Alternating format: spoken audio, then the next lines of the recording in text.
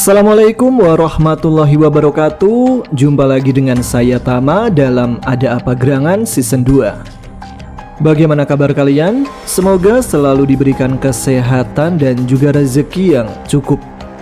Episode kali ini ada lagi sebuah cerita pendakian yang dituliskan oleh Leman Wiki. Kali ini dia dan gengnya yaitu BTS mendaki ke Gunung Semeru atas permintaan dari Mela. Nah, ada kejadian mistis apa lagi nih yang menyertai perjalanan BTS kali ini? Langsung saja kita simak, teman-teman. Ada Apa Gerangan? Ceritanya mulai dari sini.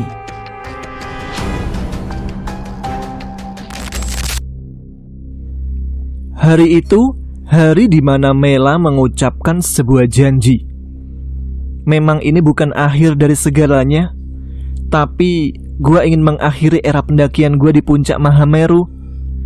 Kami hanya bisa tercengang dengan apa yang diucapkan oleh Mela. Dan hari dimana gue harus mengejar mata tugas kuliah gue untuk pergi KKN keluar Pulau Jawa beberapa bulan ke depan. Udin hanya bisa menghembuskan asap yang keluar dari mulut hitamnya. Tidak ada kekuatan untuk menatap kami semua. Kopi yang tersaji mungkin terasa kurang nikmat karena adukan agenda BTS untuk menjemput agenda pribadinya masing-masing. Tita dan Tio mulai kewalahan dengan buah hatinya yang mulai tumbuh besar mengikis waktu untuk terus bisa bersama dalam sebuah pendakian. Bang Buluk seakan ingin merayakan sesuatu, entah perayaan suka atau duka. Yang jelas ucapan dia cukup membuat semua tercengang. Bukan hanya di jalur pendakian, dimanapun kita berada, kita adalah keluarga, ucapnya. Ucapan penuh arti Bang Buluk yang sulit untuk dimaknai. Entah itu perpisahan, atau mungkin terus berjalan naik menapaki kaki mencapai puncak tertinggi. Mega merasakan sesuatu yang berbeda. Di momen kebersamaan ini, menjadikan hatinya sedikit redup karena ucapan dari Mela. Yoga hanya bisa merenung menatap pembicaraan kami. Mungkin di pikirannya sedang asik mengulas pendakian masa lalunya, suka serta dukanya, dan yang pasti tawa dan candanya. Gua inget momen Bang Buluk pertama kalinya ngajak gua sama Tita untuk gabung masuk ke dalam tongkrongan pendakian. Gak nyangka banget senior mapala di sekolah gua ngajak gua sama Tita gitu aja untuk gabung. Pokoknya itu momen yang gak disangka-sangka buat kita. Terang Tio menceritakan momen bergabungnya ke BTS. Seketika kami semua larut dalam pembicaraan dan ingin mengulas awal mulanya perkenalan menjadi nostalgia yang bertajuk kebahagiaan tersendiri untuk kami semua. Justru cerita gua berbeda. Awal mula gua kenal BTS itu tidak berencana dan tidak saling kenalnya gua dengan kalian semua. Pertemuan gua dengan Bang Buluk, Mela dan juga Udin justru di Pandeglang, bukan di tempat nongkrong kita sekarang. Ya meskipun begitu, kalian semua sudah kayak memberikan pelajaran hidup apa arti kekeluargaan buat gua. Saut Mega yang tidak bisa lagi menyembunyikan kesedihannya. Air matanya perlahan keluar. Dengan cepat Mela memeluk Mega yang disaksikan langsung oleh senyuman kami semua. Memang perkenalan gue dengan kalian semua berawal dari Udin sih. Tapi awal mula pendakian gue bisa dibilang sesuatu yang tidak disangka-sangka. Ketika Mela dengan pedenya ngajak orang kayak gue untuk ikut pendakian, gue pikir itu bakal jadi pendakian pertama dan terakhir gue. Justru sekarang jadi candu tersendiri buat gue. Ucap gue membuka ingatan masa lalu di hadapan mereka yang dengan serius menyimak kata demi kata yang keluar dari ingatan masa lalu gua. Surga yang engkau janjikan, neraka yang kau berikan, manis yang aku harapkan, pahit yang aku rasakan. Tingginya janjimu padaku, mengalahkan langit yang biru. Manisnya janjimu padaku, mengalahkan manisnya madu. Saut Adul dengan nafas fals. Surga yang engkau janjikan, neraka yang kau Lah, lu nyanyi Dul? Tanya gua curhat man. Kalian pada indah bener momen perkenalannya. Beda banget sama gua. Dulu itu Udin menawarkan surga dalam liburan, tapi dia malah ngasih neraka ke dalam liburan gua, ucap Adul rada sewot. Udin hanya tersenyum tipis setelah mendengar apa yang Adul ceritakan. Kepalanya disandarkan menatap langit, menatap bagaimana BTS ke depannya. Bagi gua, Bang Buluk tetap leader kita semua, bukan cuma di pendakian aja, melainkan di tongkrongan juga. Yoga mulai memberi ucapannya masuk ke dalam obrolan. Nggak Yob, bagi gua yang lebih pantas jadi leader itu Udin. Terdengar Bang Buluk memberi komentarnya pada Yoga. Leader itu bukan sejauh mana kalian menapaki kaki di jalur pendakian, bukan setinggi apa pengalaman dalam sebuah pendakian, dan bukan sebanyak apa gunung yang udah dijajahi. Tapi bagi gua, leader itu seberapa banyak orang yang mengikuti dan percaya untuk bisa memimpinnya dalam sebuah perjalanan pendakian.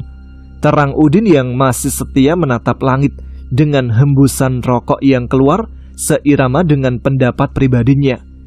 Memang selama ini Bang Buluk tidak pernah mendaftarkan dirinya untuk menjadi seorang pemimpin dalam pendakian. Tetapi dari kami semualah kepercayaan itu kami berikan pada Bang Buluk. Bukan tidak mempercayai Udin untuk memimpin kami, tetapi Udin selalu menganggap dirinya tersesat dan seringnya juga dia berbicara, "Jangan ikutin gua aja tersesat." Seperti itu pada kami semua, karena tingkat keseriusan Udin sangat rendah untuk kami semua mempercayainya. Gua pengen momen ulang tahun gua, kalian ikut semua ke Semeru tanpa ada terkecuali, ucap Mela sambil melirik Udin. Jangan pada sedih dong, gua bilang ini bukan terakhir, tapi gua cuman ingin era pendakian gua diakhiri di Semeru, kembali Mela berucap. Singkatnya, sebelum kami membubarkan diri dari obrolan, Adul dan Udin seperti serius membicarakan sesuatu. Dengan inisiatif, gua bergabung dengan mereka. Ngerayain ulang tahun di gunung, enaknya ngasih kado apaan nih, Din? Tanya Adul pada Udin. Capcay kadal, jawab Udin singkat. Nggak sekalian batang pinus balado aja, Din, saut Adul menimpali jawaban Udin.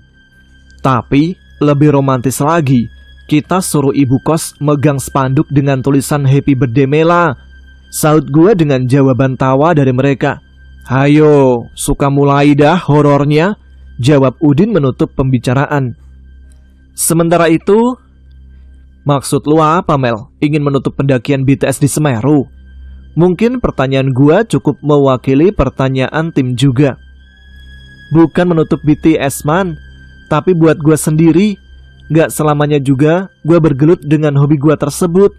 Gua cewek, man, kelak gua bakal sesibuk Tita ngurus anak. Sebelum gua menemui titik itu, gua pengen mengakhiri di puncak Mahameru, puncak tertinggi di Pulau Jawa. Terang Mela menjelaskan ucapannya lusa lalu. Oke, gua paham. Tapi sebelumnya, gua ingin kita membuat momentum di puncak Mahameru untuk kepergian gua ke Aceh beberapa minggu lagi. Pinta gua untuk perpisahan sementara dengan Mela dan lainnya. Pertemuan ini selalu dibayangi ketidaksetujuan orang tua Mela. Kita terlalu memaksa menjalankan hubungan tanpa status, bahkan mengajak Mela untuk kembali lagi merajut cinta. Sepertinya hanya dambaan yang tersimpan rapi dalam hati. Mungkin dengan kepergian gua KKN ke Aceh, Mela bisa memikirkan kembali mengenai hubungan gua dan dia, yang cenderung tidak menemukan titik kejelasan. Teman tapi sayang, sayang tapi cuma teman.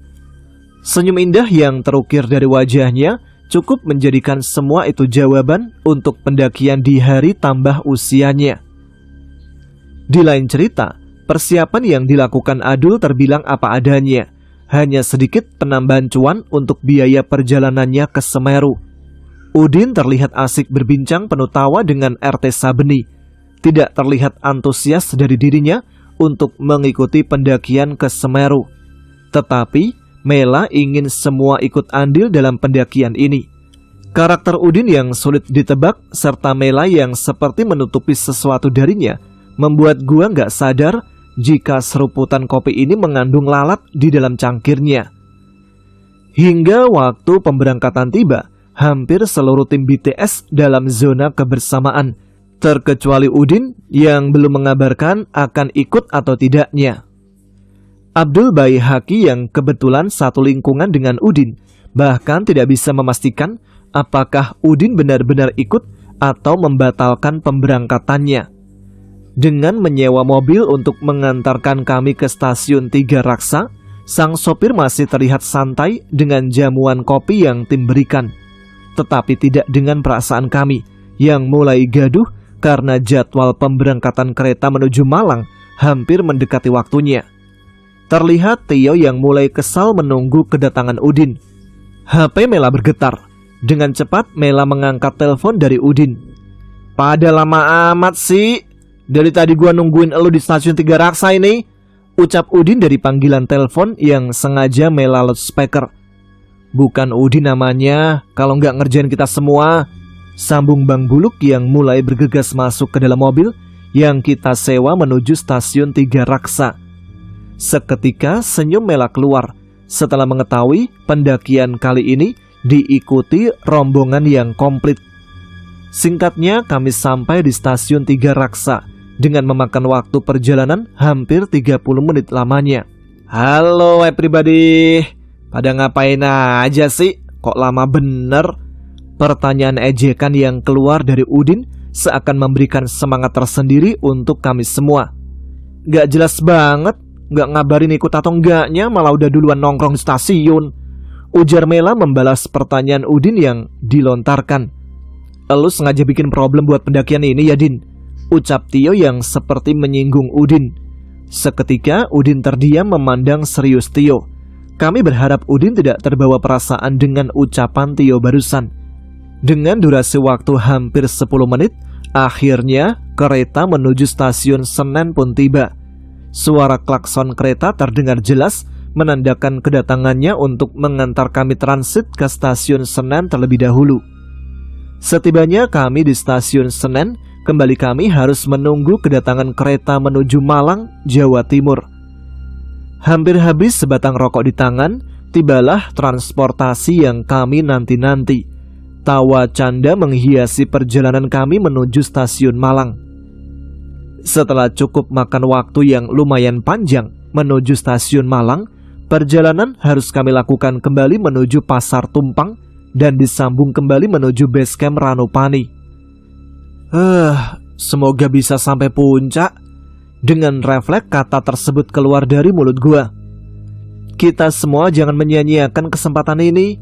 Bismillah, kita semua harus bisa sampai puncak, sambung Mega dengan semangatnya. Obrolan dengan saling mensupport satu sama lain tersaji di atas roda angkutan yang kembali harus kami sewa untuk mengantarkan kami ke base camp Ranupani. Butiran embun pagi menyambut kedatangan kami semua di base camp Ranupani. Memang mentari belum terbit, tetapi bau pagi tercium sangat menyegarkan. Setelah perjalanan panjang kami hampir 16 jam di kereta api, udara sejuk membuat kami bablas dalam tidur sampai siang hari, mengharuskan dengan cepat packing dan packaging untuk start pendakian menjelang sore hari. Bang Buluk membuat rundown pendakian sembari mengisi waktu kosong menanti hidangan makan siang. Rasanya ingin cepat menapaki kaki menyusul pendaki lain yang sudah memulai pendakiannya. Akan tetapi, raut wajah Mela terlihat sangat pucat. Ternyata Mela sangat memimpikan namanya terukir di puncak Mahameru. Karena mimpi itulah Mela sulit memejamkan matanya di waktu kami istirahat. "Gak apa-apa kan Mel?" Rada khawatir gue menanyakan keadaannya. "Enggak man, justru gue seneng BTS punya kesempatan untuk menggapai puncak Mahameru." Setelah melakukan doa bersama, terdengar ucapan Tio yang membuat kami semua merasa kebingungan. Semoga di pendakian ini menjadi perjalanan yang logis dan dijauhkan dari hal yang tidak wajar. Karena dari beberapa pendakian kita sebelumnya jelas menggambarkan ketidakwajaran dan selalu mendapatkan sambutan dari makhluk halus. Tio mulai memberikan tanggapannya di hadapan kami semua. Seketika tim terdiam setelah mendengar ucapan Tio tersebut. Memang kita berdampingan dengan mereka, tapi sesuatu yang tidak wajar jika mereka selalu menampakkan dirinya di pendakian kita. Sambung Tio kembali. Ya udah, ini bukan waktunya kita membahas sesuatu yang tidak logis. Sebaiknya kita menjaga diri masing-masing dengan doa, terang Bang Buluk menenangkan keadaan. Udin beranjak melangkahkan kakinya mendahului kami untuk memulai melakukan pendakian. Dengan senyum antagonisnya dia berucap, "Iman gua emang rendahan, tapi gua gak mau direndahkan oleh mereka." Bang Buluk mulai menyusul Udin di barisan depan, disambung dengan yang lainnya, menyisakan gua dan ya siapa lagi kalau bukan si Adul. "Selamat datang Ranupani." Keril terasa lebih berat dengan logistik yang melimpah, meskipun beban dengan adil dibagi disamaratakan. Perjalanan di Ranupani yang terbilang landai dan berliku membuat gua sedikit jenuh. Tumben banget si Adul gak memberikan lawakannya kali ini, pikir gua yang membuntutinya dari belakang. Mela sangat terengah-engah meskipun di jalur landai. Banyak air yang dia habiskan untuk bisa menuju Ranukumbolo. Keadaan yang jarang terjadi untuk seorang Mela yang pro hiking dengan karirnya. Dan benar saja, Mela meminta tim untuk berhenti ketika kita sampai di Watu Rejeng. Tim mulai menyadari keadaan Mela yang terlihat payah kali ini. Mukanya semakin pucat, mungkin disebabkan jam istirahatnya yang tidak digunakan untuk tidur. "Mel, lu daypack. Jangan maksa gendong Keril kalau emang bebannya terlalu berat," pinta Udin. Udin dan Bang Buluk mulai menukar beban bawaan Mela dengan beban yang dibawa oleh Mega.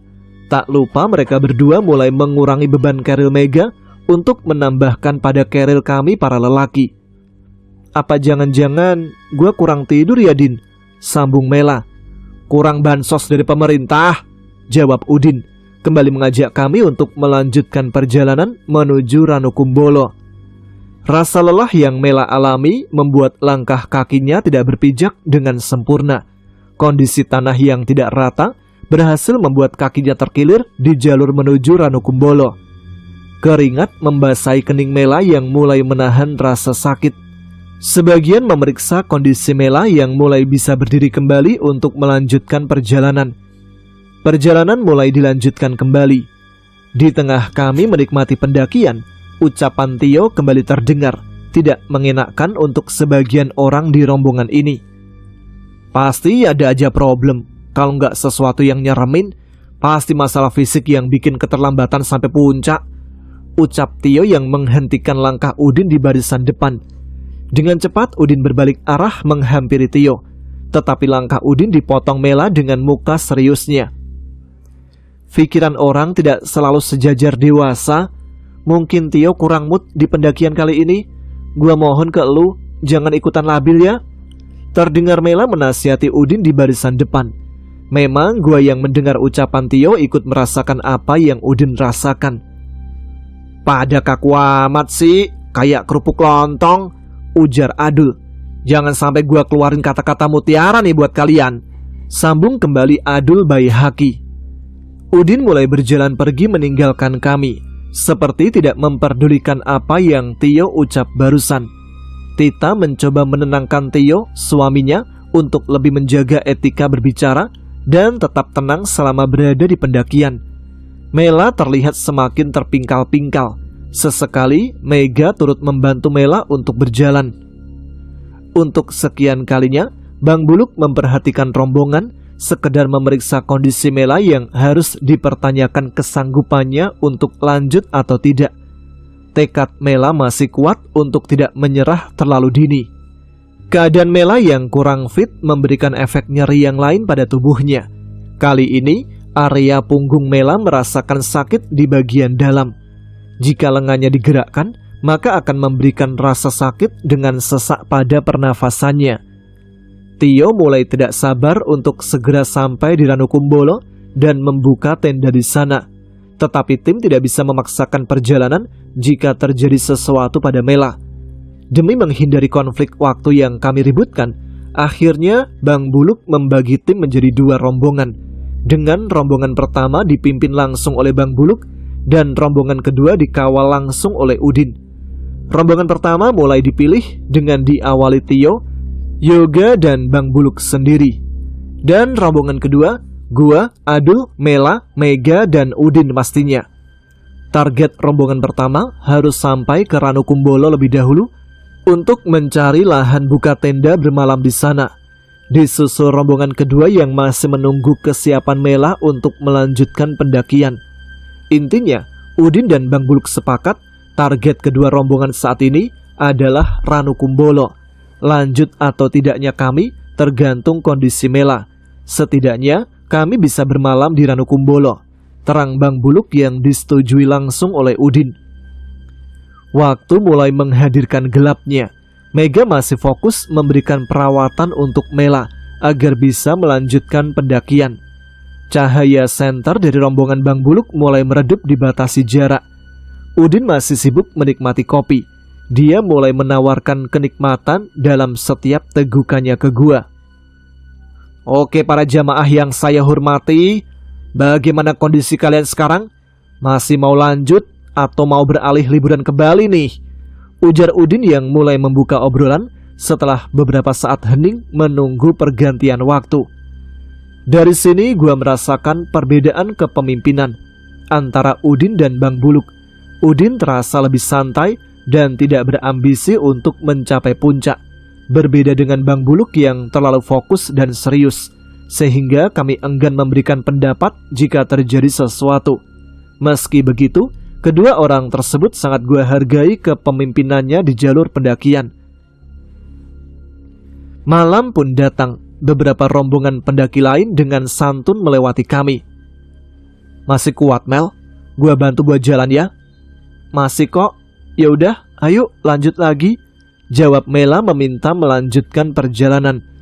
Udin mulai menapaki jalur pendakian, disusul Mega dan Mela yang terpaksa sesekali gua bantu untuk melewati medan trek agar terhindar dari kejadian kaki terkilir yang bisa kapan saja Mela alami kembali. Adul mulai mengawasi rombongan dari belakang. Sesekali jarak Udin terpaut jauh di depan dengan rombongan ini, tetapi dia masih setia menunggu kami hingga sampai pada titik di mana dia menunggu kami. Meski muka Udin yang antagonis, tetapi dia sering cengengesan menertawakan kedatangan kami menyusulnya. Langkah Udin kembali terpaut jarak yang lumayan jauh dengan rombongan. Kali ini cahaya senternya menghilang dari pandangan gua, dan yang lainnya mulai bingung menanyakan kemana Udin melangkahkan kakinya. Sedangkan Adul pun di belakang mulai berjarak dengan rombongan. Mela meminta gua dan Mega untuk berhenti menunggu Adul sampai di posisi kami bertiga. Terlihat senter Adul yang bergerak cepat tidak beraturan mengarah kepada kami bertiga. Sambil terengah-engah, Adul menceritakan bahwa ada suara yang membuatnya kocar-kacir menyusul kami bertiga. Suara apaan, Dul? Gua menanyakan suara yang dimaksud oleh Adul. Suara desis, man, jawab Adul dengan paniknya. Udin mana? Sambung Adul kembali. Suara desis apa suara orang buang ingus? Soalnya gua juga denger, Dul. Seketika Udin muncul di belakang kami dengan tawa terbahak-bahak. Memang kebiasaan bercanda gua, Udin dan Adul seperti hilang semenjak perdebatan Udin dan Tio. Ingin rasanya marah pada Udin, tetapi gua terlanjur dibuat tertawa oleh tingkahnya. Gua kira lu ninggalin kita, Din, tanya Mela yang terlihat senyum kembali. Gak bakal mungkin gua tinggalin lu semua lah, sedangkan gua juga takut jalan sendirian, sambung Udin. Geblek, saut gua mulai melangkahkan kaki kembali menuju Ranukumbolo. Sebenarnya momen canda seperti ini yang gua rindukan. Di samping menghilangkan sedikit rasa bosan selama pendakian, ternyata bisa membuat waktu lebih tidak terasa menggapai pos demi pos. Kebiasaan Udin, jika berada di jalur pendakian, pasti nyanyi OST Keras Sakti yang sedikit dia modifikasi liriknya.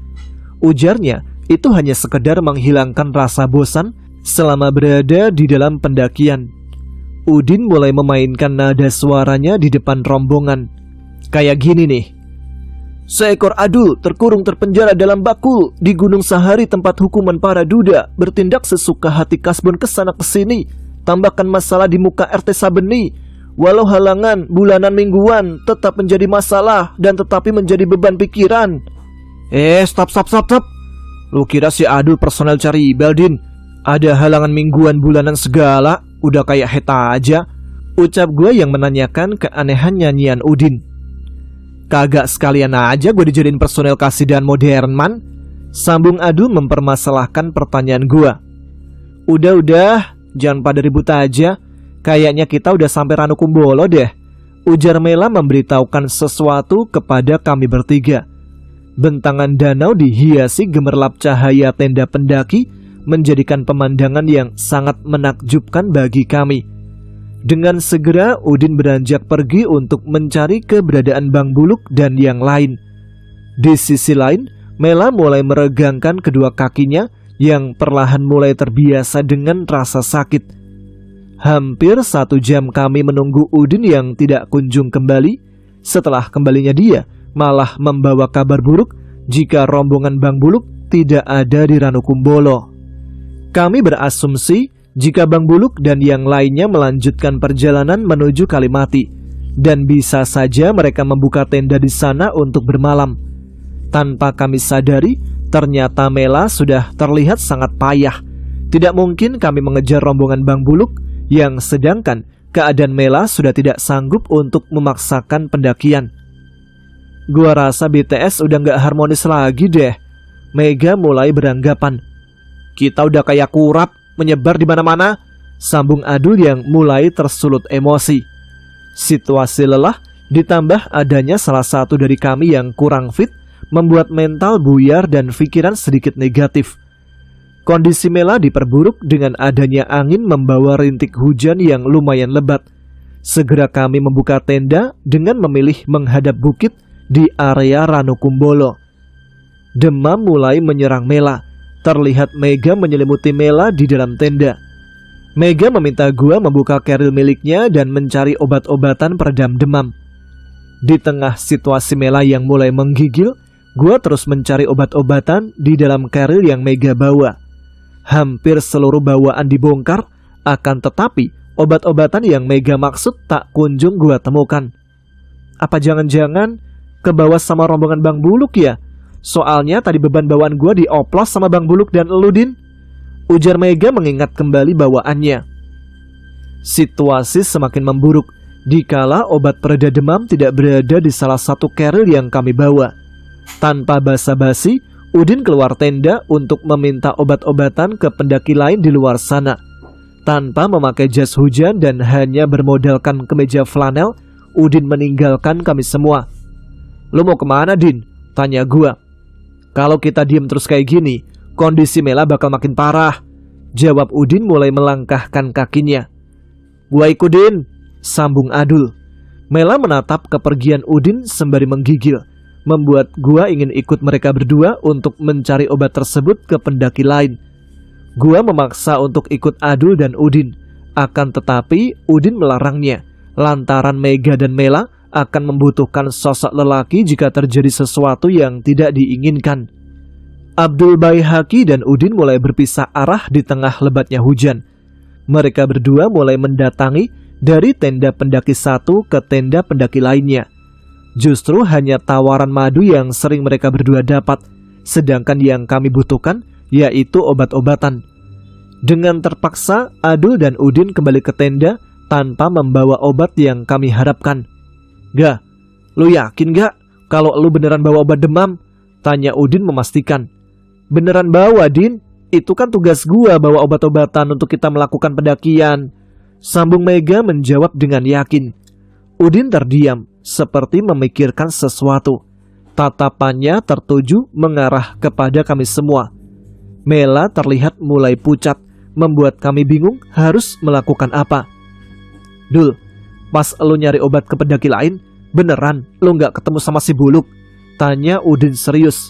Kagak, Din, gua gak nemuin dia selama gua nyari obat tadi, jawab Adul meyakinkan. Udin mulai mengganti bajunya yang basah akibat diguyur hujan.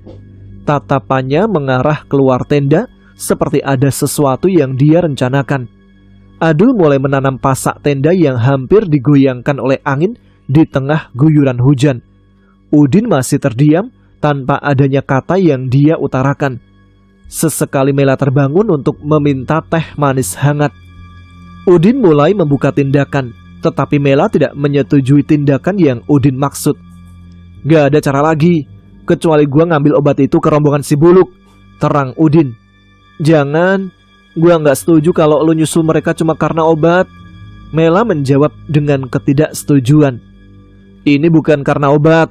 Emang lu mau gak bisa naik untuk lanjut dan gak bisa pulang untuk turun karena sakit yang lu derita sekarang? Udin mulai menyentak Mela dengan jawabannya.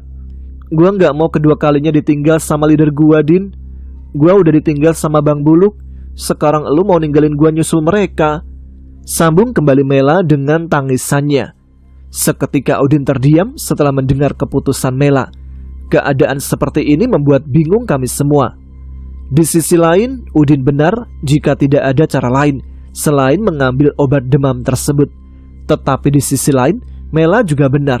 Lebih baik terus bersama melewati malam ini dengan menenangkan diri menunggu esok pagi. Semoga mukjizat datang dengan kesehatan Mela besok pagi. Adul mulai memandang gua dan Udin dengan serius. Mela mulai terlelap tidur disusul Mega dan juga Udin. Keadaan tenda yang kurang memadai untuk gua istirahat, ditambah Udin melarang gua untuk membuka tenda yang lain, membuat gua susah tidur dan menjadi pertanyaan buat gua pribadi, kenapa Udin melarang gua untuk membuka tenda lainnya. Gua kenal Udin, man. Dia tipe orang yang tidak mempan sama omongan. Gua tahu rencana dia, ujar Adul berbisik di tengah yang lainnya yang tertidur. Maksud lu apaan, Dul? Kalau lu masih mempertanyakan itu, gua minta malam ini lu jangan tidur, man. Udin udah merencanakan ini sebelum gua balik ke tenda. Dia udah tahu jika Mela tidak akan menyetujuinya, dan dia menanyakan ke salah satu pendaki lain pas gua dan dia nyari obat. Kalau dia menanyakan berapa jam untuk sampai ke Kalimati. Dari situ gua bisa menyimpulkan jika dia bakal tetap cabut buat nyamperin Bang Buluk. Ingat, man, ini bukan karena obat. Gua tahu, Udin. Dengan detail dan panjang lebar, Adul menjelaskan niat Udin sebenarnya. Memasuki jam 8:45 menit, keadaan hujan masih belum berhenti. Suasana di luar terasa sangat hening, menandakan tidak ada aktivitas apapun yang dilakukan oleh pendaki lain. Dengan kompak, gua dan Adul pura-pura tidur untuk memastikan kebenaran yang sudah Adul jelaskan ke gua. Udin mulai terbangun, duduk di tengah lelapnya Mela dan Mega. Terlihat dia mulai memilah keril, mulai mencari senter, dan mengambil jas hujan dari dalam ransel yang dia pegang. Wajahnya menatap ke arah kami semua, memastikan tidak ada yang melihat rencananya untuk menghampiri Bang Buluk. Di saat dia sudah siap dengan tindakannya, gua dan Adul mulai memergoki apa yang akan dia lakukan. Jangan sok-sokan, Din. Lu yakin mau cabut sendirian tanpa adanya salah satu dari kita? Tegur gua dengan nada pelan. Ingat, Din, di sana ada 3 cowok. Kalau mau rusuh, jangan sendirian. Sambung Adul dengan cengengesan.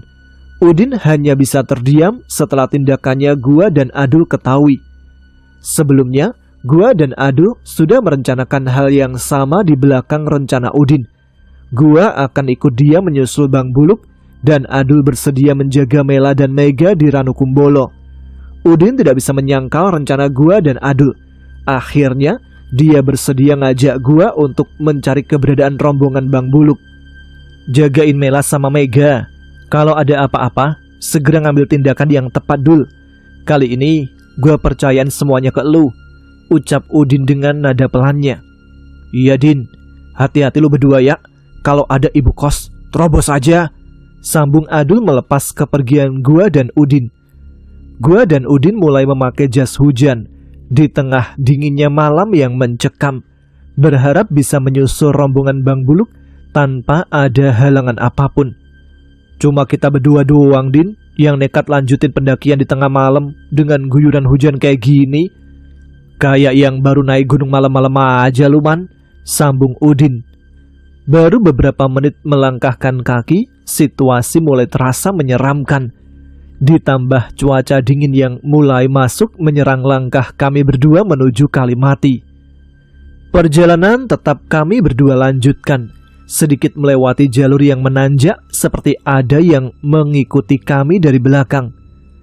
Jangan nengok ke belakang, kita lagi di jalur yang mitosnya dilarang menoleh ke belakang. Terang Udin meminta gua untuk tetap fokus, menjadikan dia sebagai patokan untuk terus melangkah. Udin terasa berbeda. Kali ini gua merasakan Udin sangat serius menyusul rombongan Bang Buluk di Kalimati. Sering banget kami mendengar batang kayu yang dipukulkan ke tanah. Hujan semakin deras, angin kencang perlahan mulai tidak terasa menghantam tubuh kami menuju Kalimati. Hujan mendominasi cuaca malam ini. Seringkali Udin memanggil nama gua yang berada di belakangnya. Dalihnya untuk memastikan jika gua masih berada membuntutinya. Gua yakin Udin ngelakuin ini bukan karena obat pereda demam yang Mela butuhkan, sebagaimana Abdul Baihaqi mengungkapkannya sebelum kepergian kami berdua. Perasaan seperti ada yang mengikuti mulai mengganggu pikiran. Udin pun merasakan hal yang sama. Untuk menghilangkan rasa kurang nyaman ini, gua mulai membuka obrolan dan memberi beberapa pertanyaan pada Udin. Kenapa lu mau lakuin ini, Din? Sedangkan lu sendiri gak yakin mereka ada di Kalimati, tanya gua di tengah guyuran hujan. Kalau emang lu nganggep gua gak yakin, terus lu ngapain ngikut gue ke Kalimati? Sambung Udin yang sekejap langsung membungkam pertanyaan gua. Terlihat hewan malam pergi menghindari langkah kami berdua yang mulai masuk jalur savana menuju Kalimati. Terus, lu lakuin ini karena apa? Maksain diri nerobos hujan yang sedangkan keselamatan lu kami juga khawatirkan. Kembali gua menimpali pertanyaan pada Udin, tetapi tidak ada jawaban yang Udin berikan. Oh, jangan-jangan lu udah mulai respect dengan BTS lagi ya?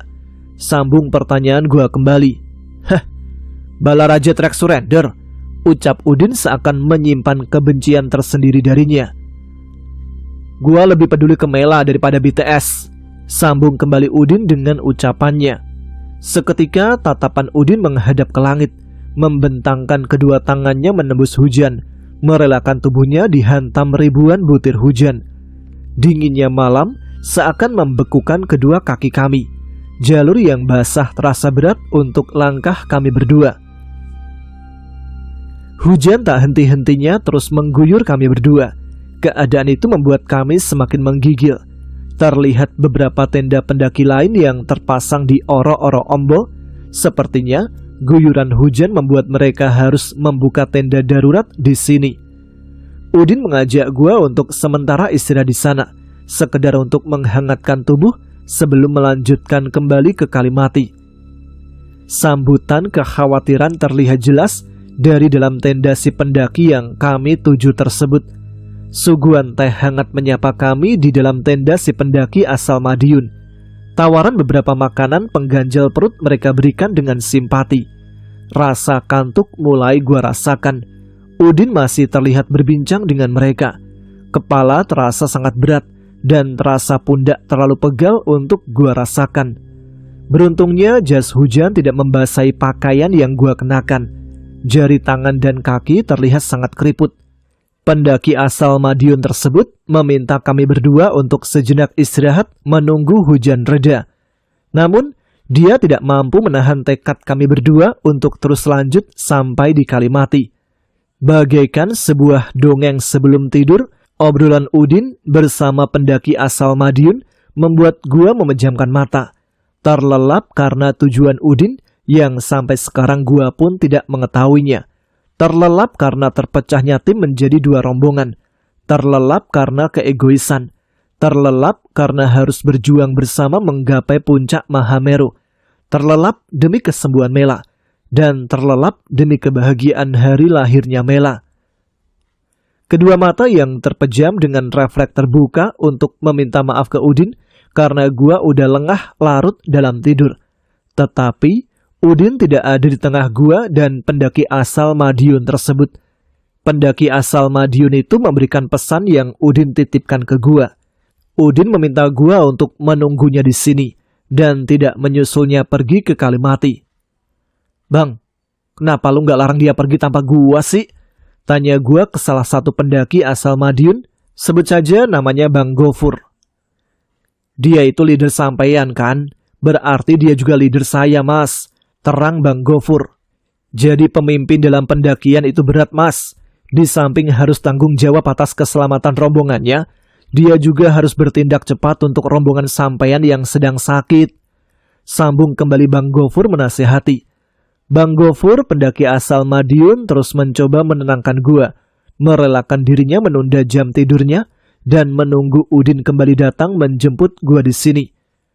Hingga memasuki pukul 10:48, Udin tak kunjung kembali, membuat gua bergerak tidak tenang. Sesuatu yang sulit untuk gua duga, seorang Udin dengan karakter kocaknya bisa melakukan sesuatu hal yang nekat dan berani. Tidak biasanya dia memilih pergi sendirian tanpa ditemani gua ataupun Adul Baihaqi. Apapun alasan lu, Din, gua harap lu bisa kembali jemput gua di sini dengan selamat. Doa gua dalam hati. Di cerita lain, Adul dibangunkan oleh Mela yang berangsur membaik. Mela menanyakan keberadaan gua dan Udin yang tidak bersama dengan dirinya. Mega turut menanyakan hal yang sama ke Adul setelah bangun dari tidurnya. Leman sama Udin kemana, Dul? Tanya Mela yang disambung dengan pertanyaan yang sama oleh Mega. Lagi ke apotik nyari obat, jawab Adul dengan candaannya. Serius, Dul? Jangan bercanda di situasi kayak gini. Kembali Mela menanyakan. Gua bisa apa sih Mela sama mereka? Lawan debat gua Udin. Leman juga ikut sama Udin nyusul Bang Buluk. Gua orang paling muda dari kalian. Dengan mudah, Udin menyangkal semua larangan gua untuk dia menyusul rombongan Bang Buluk. Terang Adul menjelaskan. Mela sangat marah setelah mendengar pernyataan yang Adul berikan. Air matanya tak mampu dia bendung. Meskipun Mela kuat dalam mental pendakian, tetapi nalurinya sebagai wanita tidak bisa menahan air mata kesedihannya. Malam dengan guyuran hujan seperti ini, mereka tidak akan menemukan pendaki lain di jalur pendakian. Ini kali pertamanya untuk kita menaiki Semeru. Begitu juga dengan mereka berdua. Sambung Mela kembali. Dengan segera Mega menenangkan Mela dari pilunya. Di tengah keadaannya yang membaik, justru kepergian Udin dan Leman membuat pikirannya kalut karena kekhawatiran. Di sisi lain, gua masih setia menanti kembali kedatangan Udin. Udin berhasil membuat semuanya merasakan kepanikan. Semoga dia berhasil melewati semuanya dan dapat bertemu dengan rombongan Bang Buluk di Kalimati. Cerita dari tim BTS kali ini kayaknya masih sangat panjang ya. Udah hampir 1 jam tapi belum ada kejadian horornya. Kayaknya ini lebih ke kisah drama gitu. BTS tidak pernah seserius ini nih. Tapi kita tunggu apa yang terjadi pada perjalanan mereka. Apakah Udin bisa bertemu dengan Bang Buluk dan terjadi kekacauan? Atau ada kejadian yang lain? Kita simak di episode selanjutnya. Jadi aktifkan notifikasinya biar tidak ketinggalan. Jangan lupa tuliskan komen, tunjukkan eksistensi kalian. Ya udah, sekarang saya Tama harus pamit. Kita jumpa lagi di episode selanjutnya. Tetap semangat, jaga kesehatan. Wassalamualaikum warahmatullahi wabarakatuh.